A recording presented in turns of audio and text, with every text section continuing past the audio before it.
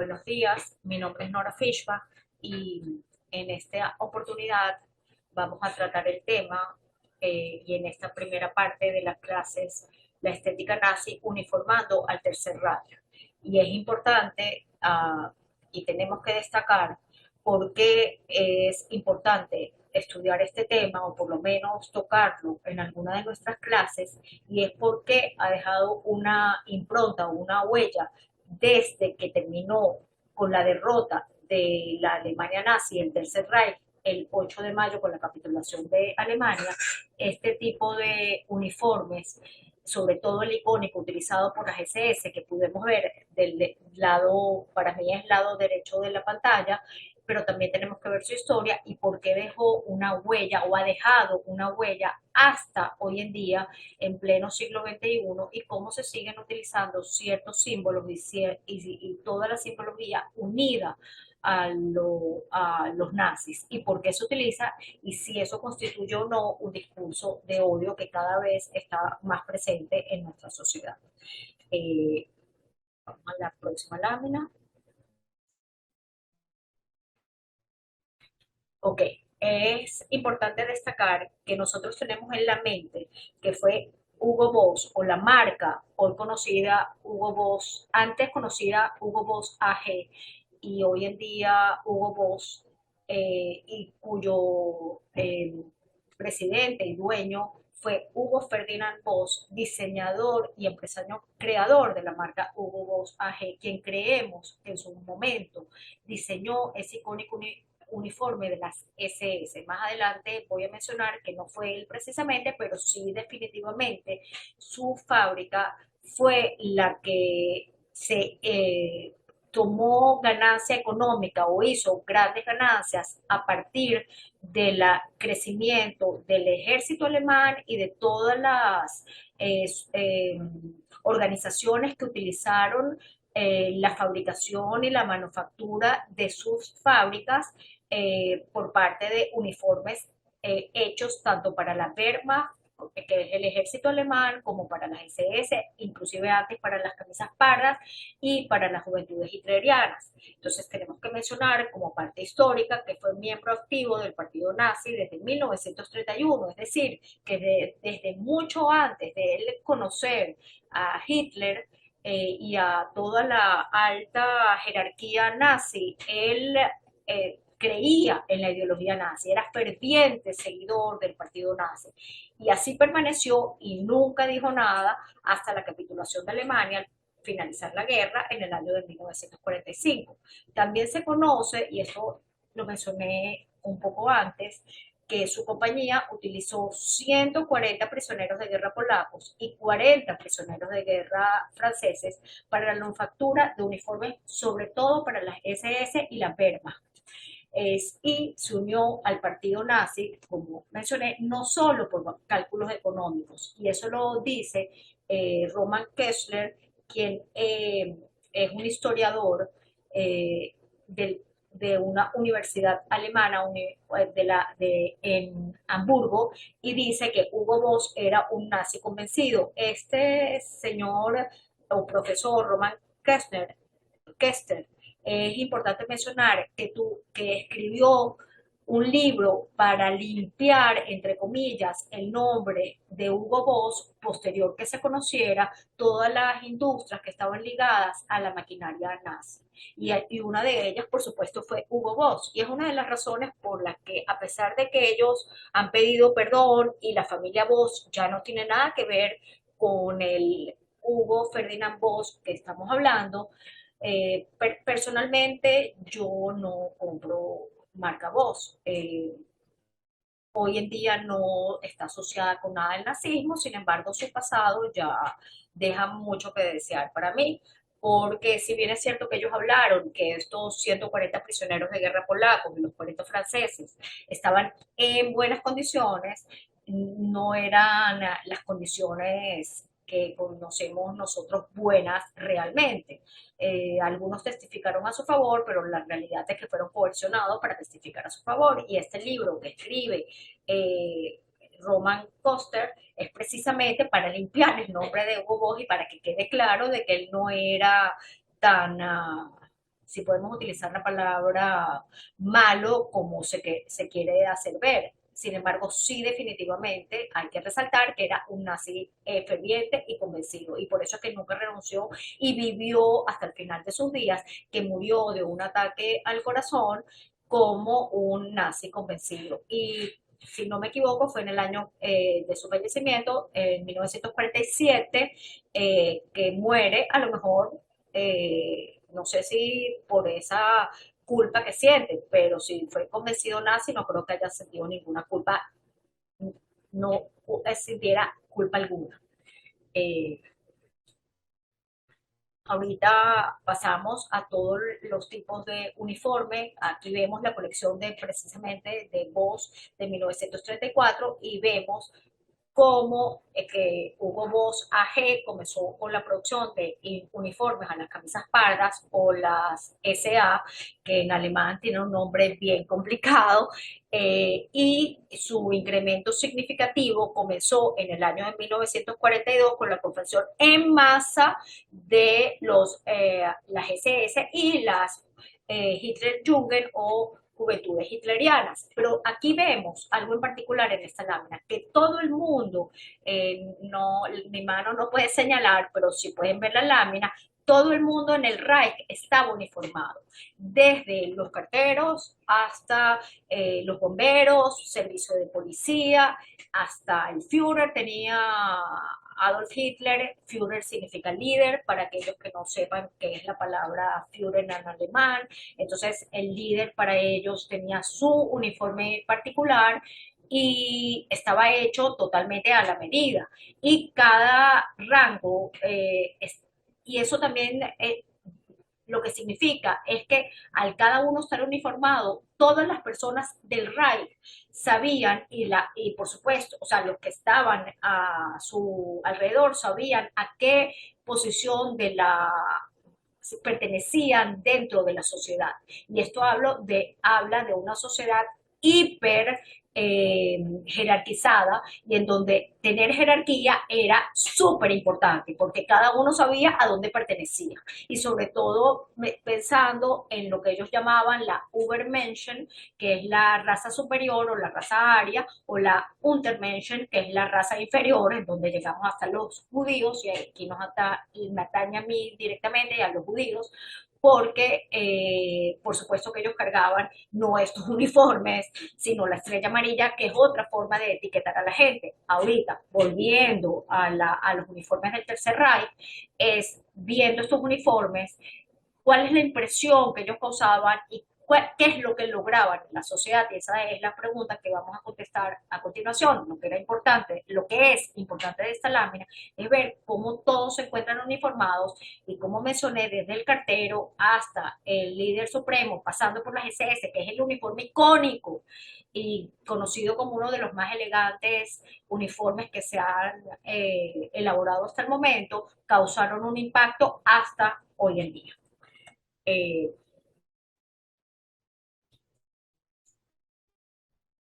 ay, ok, ahorita hablamos un poco de la importancia de la simbología. Los símbolos para todas las sociedades representan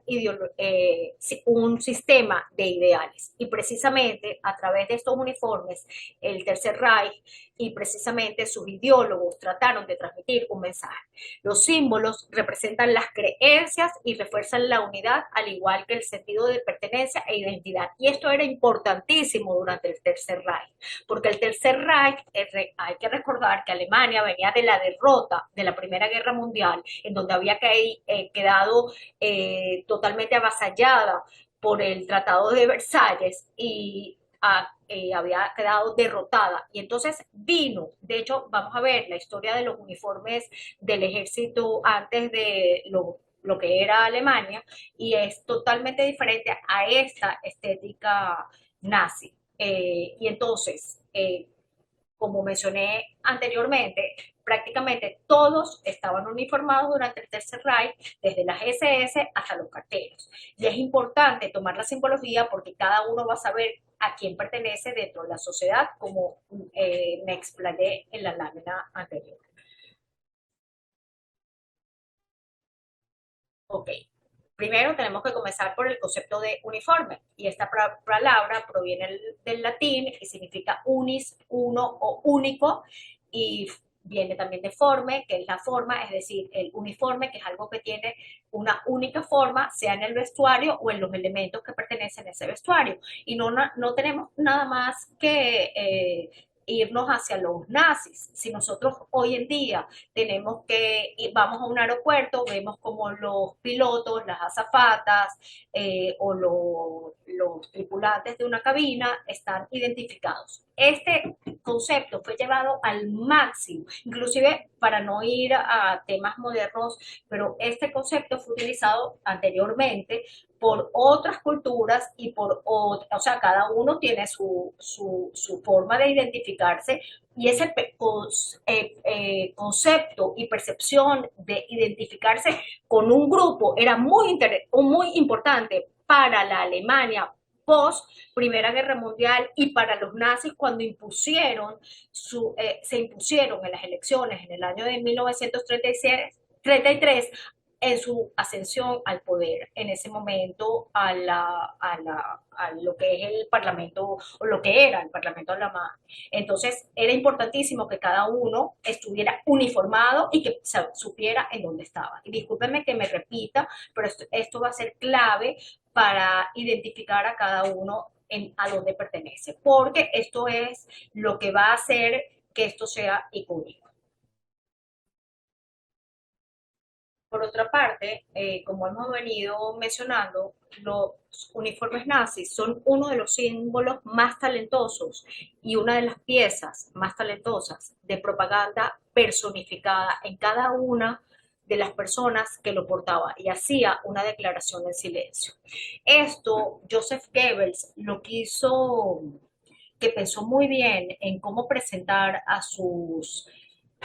soldados o tropas paramilitares, porque las SS en realidad eran tropas paramilitares, no eran del ejército alemán como las Wehrmacht, que es el ejército alemán. Joseph Goebbels decía que ellos eran, los SS, representaban una declaración o hacían una declaración en silencio. Y esa declaración, mientras más en silencio y que no fuera racionalmente captada por las personas, más impacto tenían. Eso lo dijo Joseph Goebbels y por eso eran prácticamente propaganda andante o que caminaba. Es otra forma de hablar o parafrasear lo que estamos diciendo, lo que estamos tratando de transmitir. Y también Heinrich Himmler, otro gran jerarca del régimen nazi, también dijo que ellos sabían que cuando portaban ese uniforme de las SS con la calavera, con la svástica, todos vestidos de negro, ellos sabían que ellos lo que destilaban era miedo hacia las personas y también respeto hacia las personas que los veían. O sea que ellos también estaban haciendo una declaración para que les temieran. Y esa era lo que ellos querían transmitir precisamente. Era miedo, respeto, que se instigara en lo más profundo del ser, que son sentimientos que vienen ya no de lo racional, sino de lo irracional. El sentimiento que era un sentimiento de temor y de toda la población a estas personas que portaban los uniformes, tanto a los jerarcas como a todas las SS.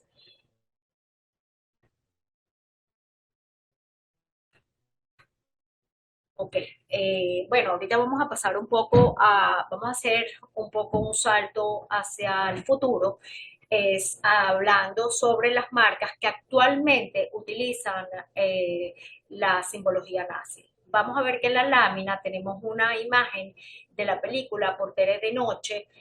Portere di Notte es una película italiana en donde